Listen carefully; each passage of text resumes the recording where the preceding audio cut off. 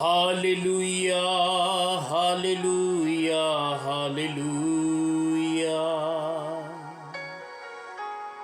पवित्र यहोवा, हम आपका धन्यवाद करते हैं।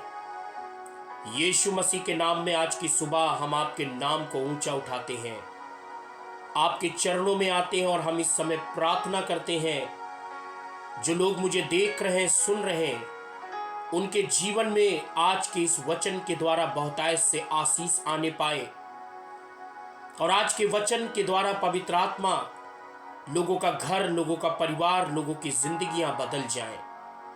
आइए पवित्र आत्मा हमारे होठों से होकर बात करिए और जिस संदेश को लोगों तक पहुंचाना चाहते हैं वो संदेश आज लोगों की जिंदगियां बदल दे, लोगों का परिवार बच जाए, लोगों का घराना बच जाए।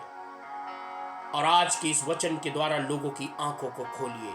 हर एक बातों में यहोवा हम आपके नाम को ऊंचा उठाते हैं और प्रार्थना यीशु मसीह के नाम में, आमीन। सालों में एवरीवन, यीशु मसीह के नाम में एक बार फिर से हम आप सभी का स्वागत करते हैं और मैं आशा करता हूं कि आप और आपका परिवार प्रभु यीशु मसीह में सुरक्षित होंगे।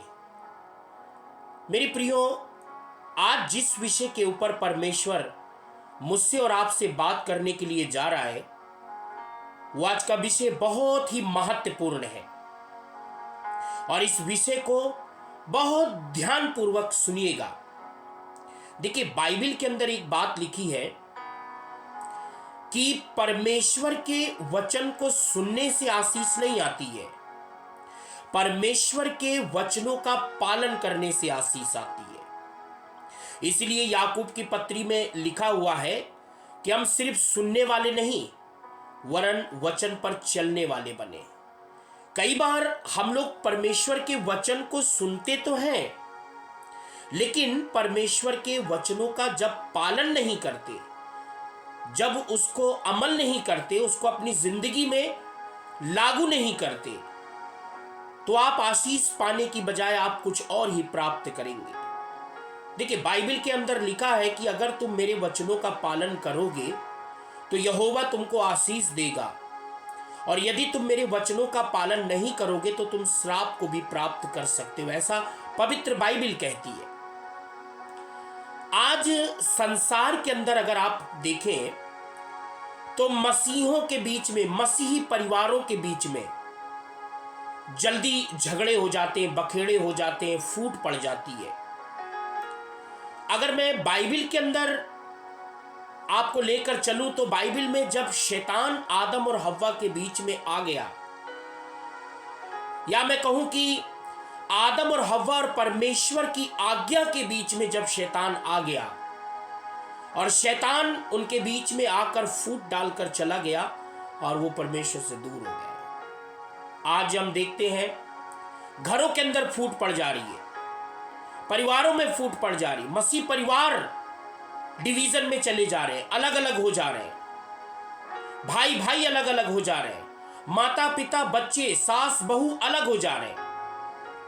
और जबकि पवित्र बाइबल में लिखा है ये कोई और नहीं है, ये स्पिरिट ऑफ डिवीजन है, ये फूट डालने की जो दुष्ट आत्मा है आज कई परिवारों के अंदर ये काम कर रही है। जल्दी लोग रसोई अलग कर लेते हैं, खाना पानी अलग कर लेते हैं, रहना अलग कर लेते हैं, बड़ों को बड़ा नहीं समझते हैं और अपनी मनमानी वो करना शुरू कर देते हैं। इन्हीं सब बातों के विषय में आज परमेश्वर मुझसे और आपसे बात करने के लिए जा रहा है। आज का मेरा विषय है कि तुम में फूट ना हो, आपस में डिवीजन नहीं होना चाहिए, चाहे वो कलेशिया में हो, चाहे पास्टर में हो, चाहे विश्वासी में हो, चाहे राज्य में हो, चाहे घर के अंदर हो, हमें फूट नहीं लाना चाहिए और फूट आने नहीं देना चाहिए।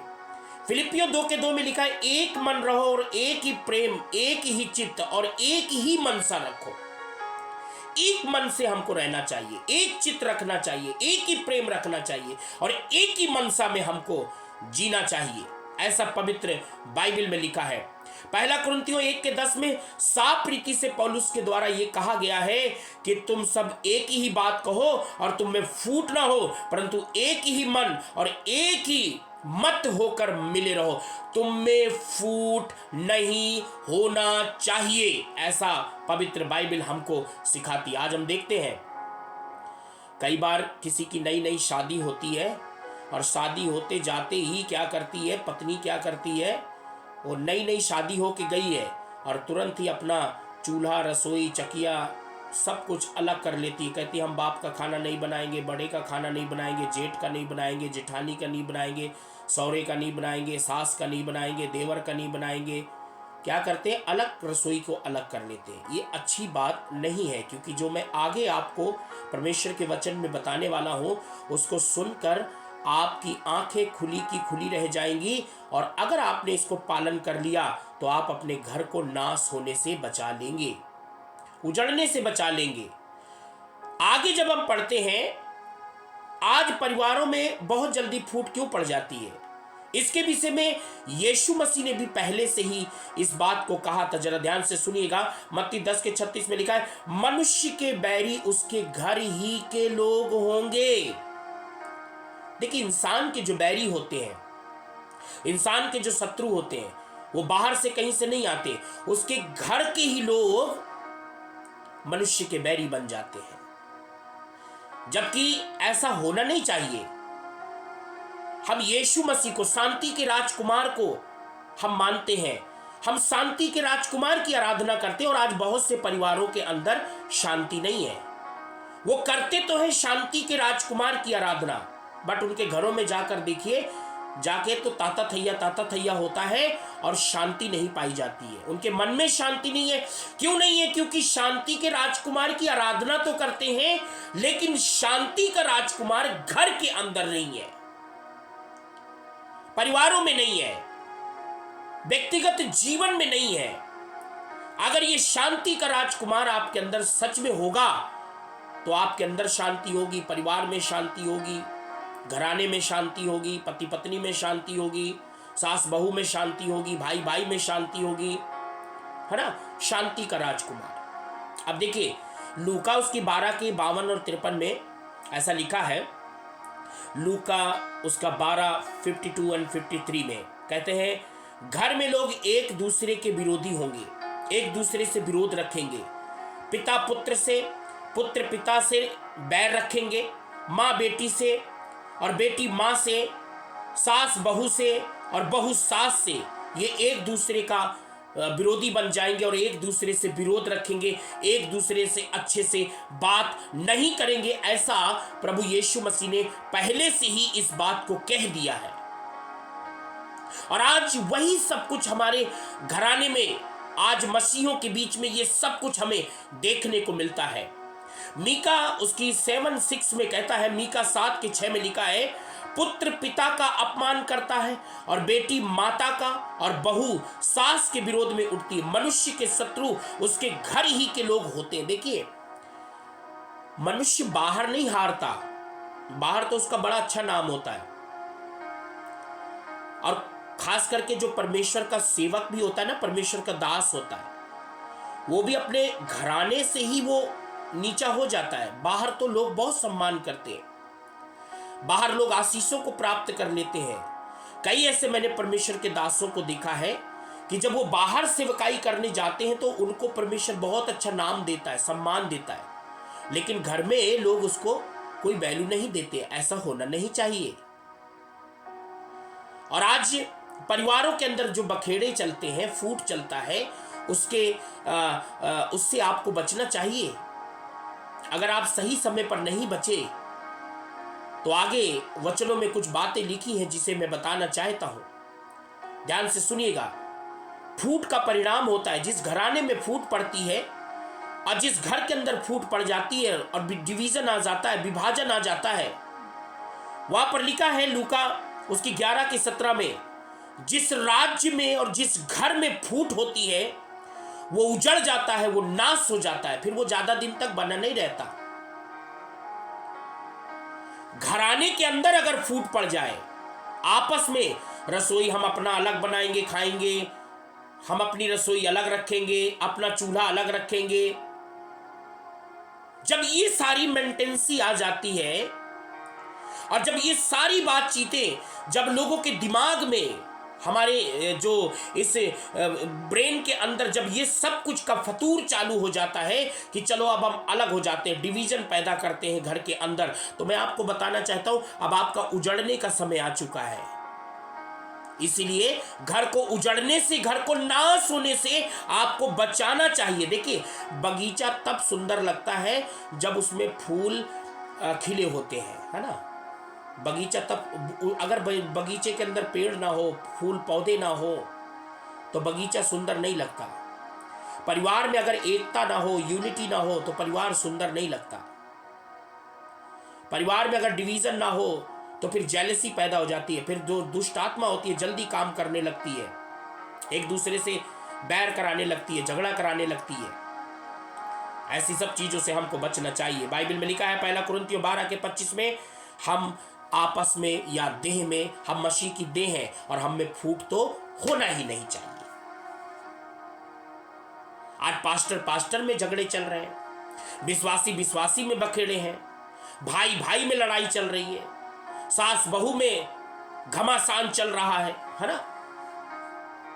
बाप बेटे में घमासान चल रहा है, माँ बेटी में घमासान चल रहा है। सब अपने मन की मर्जी जीने के लिए तैयार है, लेकिन कोई भी इस बात को सोचता नहीं है कि इसके पीछे कौन काम कर रहा है। देखिए,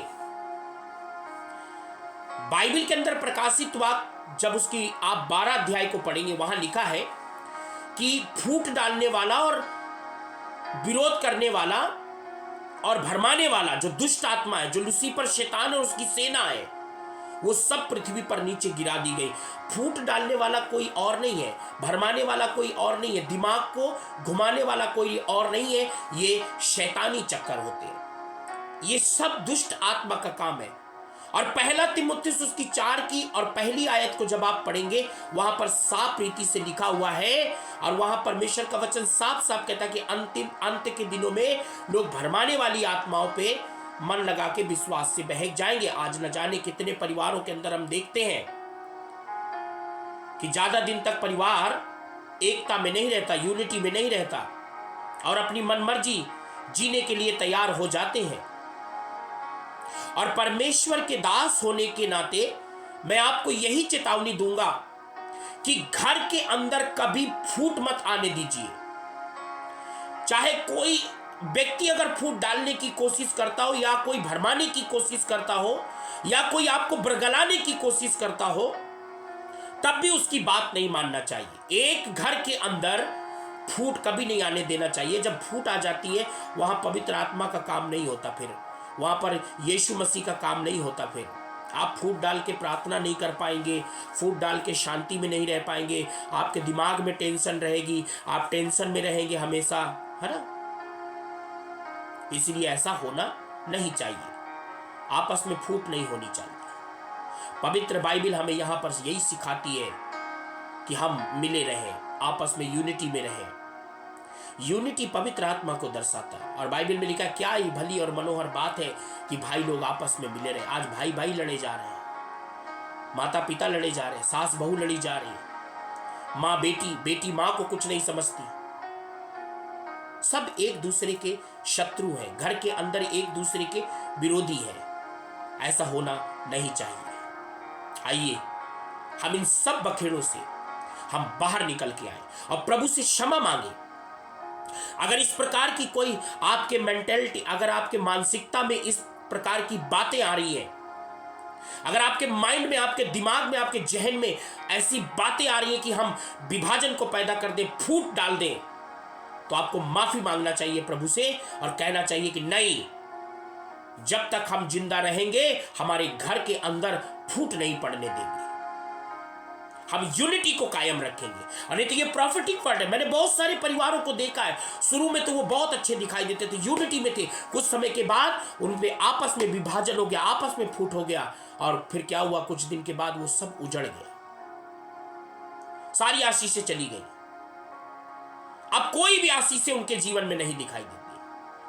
आज मुझसे और आपसे प्रभु का वचन यही कहता है, अलग मत होइए। नई शादी होके जाते, तुम वहां अलग करने के लिए आई हो या अलग करने के लिए गई हो, यूनिटी में रहो, तब परमेश्वर तुम्हें आशीष देगा। बाइबल में लिखा है जहां 2 या 3 लोग मेरे नाम से इकट्ठे होते हैं उनके बीच में। इसका मतलब यहां पर यह कहा गया है कि एक घर के अंदर सभी लोग इकट्ठे होना चाहिए, तब प्रभु आपके बीच में रहेगा। आप अपनी बकरी प्रार्थना करेंगे, वो अपनी बकरी प्रार्थना करेगा, वो छोटा वाला भाई अलग कमरे में प्रार्थना करेगा, बड़ा अलग करेगा, मंझला अलग करेगा, संझला अलग करेगा, बहन अलग करेगी, सास अलग बैठ के प्रार्थना करेगी, बहू अलग बैठ के ऐसी ये प्रार्थना को परमेश्वर कहता है ये क्या ड्रामा चल रहा है। एक घर के अंदर यूनिटी में प्रार्थना नहीं कर सकते। बाइबल में लिखा जब घर एक जगह पर एक मन होकर कोई प्रभु से प्रार्थना करे तो परमेश्वर उस प्रार्थना को जल्दी सुनता है। और विभाजन आ गया तो परमेश्वर कहां से सुनेगा? फूट पै गई तो परमेश्वर कहां से सुनेगा? आपस में फूट नहीं होना चाहिए, इससे बचना चाहिए। और परमेश्वर चाहता है कि अगर आपके घर में फूट पड़ रही है, आपके कलीसिया में फूट पड़ रही है, अगर आपके चर्च में फूट पड़ रहा है, विश्वासी में फूट पड़ रहा है, अगर मैं कहना चाहूंगा पास्टर में अगर फूट कर रहा है, तो मैं आपको कहना चाहता हूं कि अभी इसी समय हमें इसको रोकना होगा, और नहीं तो आने वाले समय पे इसका जो परिणाम है बड़ा खतरनाक होगा, उजड़ जाएगा सब कुछ। देखिए जिन जिन राज्यों में फूट पड़ गई आज वो राज्य स्थिर नहीं है, खत्म हो गए। और जिन घरों में फूट पड़ जाती है वो घर भी उजड़ जाते हैं। तो आइए हम फूट ना पड़ने दें, यूनिटी में रहें, मेल मिलाप में रहें, ताकि प्रभु की उपस्थिति आपके घर में बनी रहे, प्रभु की आशीष आपके घराने में बनी रहे। आइए हम प्रार्थना करेंगे। हालेलुया। तेरा धन्यवाद यीशु राजा, तू पवित्र है। यीशु तेरा धन्यवाद, धन्यवाद।